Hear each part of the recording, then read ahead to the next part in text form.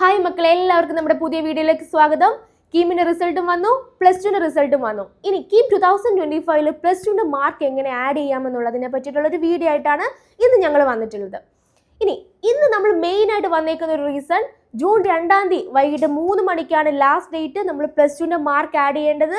ഇനി chemistry, physics, maths ഇതാണ് main subject. മെയിനായിട്ട് നമ്മൾ പ്ലസ് ടുവിൽ മാർക്ക് എടുക്കുന്നത് കെമിസ്ട്രി, ഫിസിക്സ്, മാത്സ്. ഇനി കെമിസ്ട്രി പഠിക്കാത്ത കുട്ടികൾക്കാണെങ്കിൽ കമ്പ്യൂട്ടർ സയൻസോ ബയോടെക്നോളജിയോ ബയോളജിയോ നമ്മുടെ മാർക്ക് പരിഗണിക്കുന്നതാണ്. ഓക്കെ, കഴിഞ്ഞ വർഷം ഇത് അറിയാതെ പോയ കുറച്ച് കുട്ടികളുണ്ട്, അവർക്ക് ഇതൊന്നും അപ്ലൈ ചെയ്യാൻ പറ്റിയിട്ടുണ്ടായിരുന്നില്ല.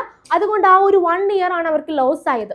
ഓക്കെ, ഇത് എങ്ങനെയാണ് ഇത് അപ്ലൈ ചെയ്യേണ്ടതെന്നുള്ള കുറച്ച് പ്രൊസീജിയർ നിങ്ങളെ കാണിച്ചു തരാം.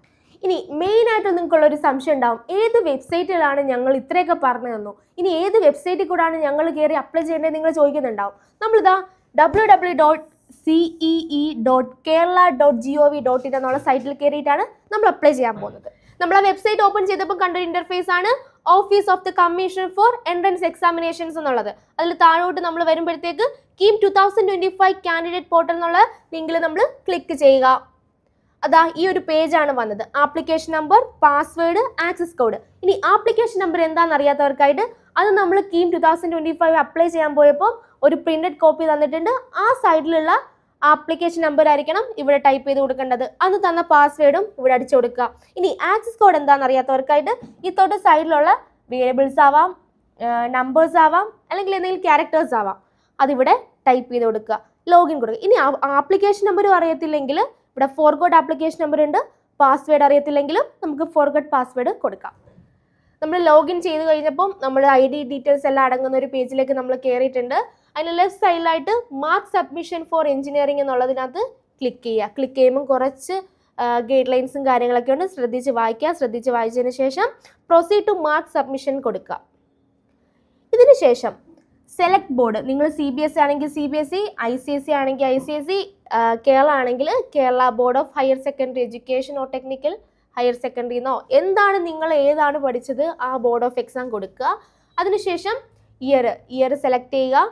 രജിസ്റ്റർ നമ്പർ സെലക്ട് ചെയ്യുക. രജിസ്റ്റർ നമ്പർ നമ്മൾ പ്ലസ് ടുവിൻ്റെ രജിസ്റ്റർ നമ്പറാണ് സെലക്ട് ചെയ്യേണ്ടത്. വ്യൂ കൊടുക്കുക. രജിസ്റ്റർ നമ്പർ കൊടുത്തതിന് ശേഷം പ്ലസ് ടുവിൻ്റെ മാർക്ക് ഡീറ്റെയിൽസ് നമുക്ക് ആഡ് ചെയ്യാൻ പറ്റുന്ന ഒരു പേജിലേക്ക് എത്തി. അവിടെയാണ് സബ്ജക്റ്റ് ഫിസിക്സ്, കെമിസ്ട്രി, മാത്തമെറ്റിക്സ്. ഇവിടെയാണ് ഞാൻ ആദ്യം പറഞ്ഞത്, കെമിസ്ട്രി നിങ്ങൾ പഠിച്ചിട്ടില്ല എന്നുണ്ടെങ്കിൽ കമ്പ്യൂട്ടർ സയൻസോ ബയോളജിയോ ബയോടെക്നോളജിയുടെയോ മാർക്ക് നിങ്ങൾക്ക് ഇവിടെ അപ്ലൈ ചെയ്യാം. ഇത് കൊടുത്തതിന് ശേഷം ഇയർ ഓഫ് പാസിംഗ് 2025 അത് കറക്റ്റായിട്ട് അപ്ലൈ ചെയ്യാം. അതിനുശേഷം നിങ്ങൾക്ക് ഇവിടെ ഡിക്ലറേഷൻ ഉണ്ട്, ഇവിടെ ടിക്ക് ചെയ്യുക. സബ്മിറ്റ് മാർക്ക് ഡേറ്റ ഇത്രയും കൊടുക്കുക. നമ്മൾ മാർക്ക് സബ്മിറ്റ് ചെയ്ത് കഴിഞ്ഞു. ഒരു തവണ നമ്മൾ ഫൈനലൈസ് ചെയ്തിട്ടുണ്ടെങ്കിൽ പിന്നെ നമുക്ക് ആ ഡേറ്റ, മാർക്കിൻ്റെ ആ ഡേറ്റയിലൊന്നും നമുക്ക് ചേഞ്ച് ചെയ്യാൻ പറ്റത്തില്ല. ഇത്രയാണ് നമ്മുടെ പ്രൊസീജിയേഴ്സ്. ഇത് നിങ്ങൾക്ക് യൂട്ടിലൈസ് ആയിട്ട് തോന്നിയിട്ടുണ്ടെങ്കിൽ ഈ വീഡിയോ നിങ്ങളുടെ ഫ്രണ്ട് സർക്കിളിലോ നിങ്ങളുടെ ഫാമിലി റിലേറ്റീവ്സിനോ ഒക്കെ ഷെയർ ചെയ്ത് കൊടുക്കുക.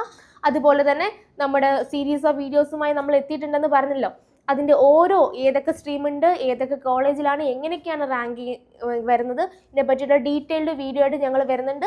നിങ്ങളതെല്ലാം കണ്ടിട്ട് എങ്ങനെയൊക്കെയാണ് ചെയ്യേണ്ടതെന്ന് നോക്കുക. അപ്പോൾ ഓക്കെ, ബൈ.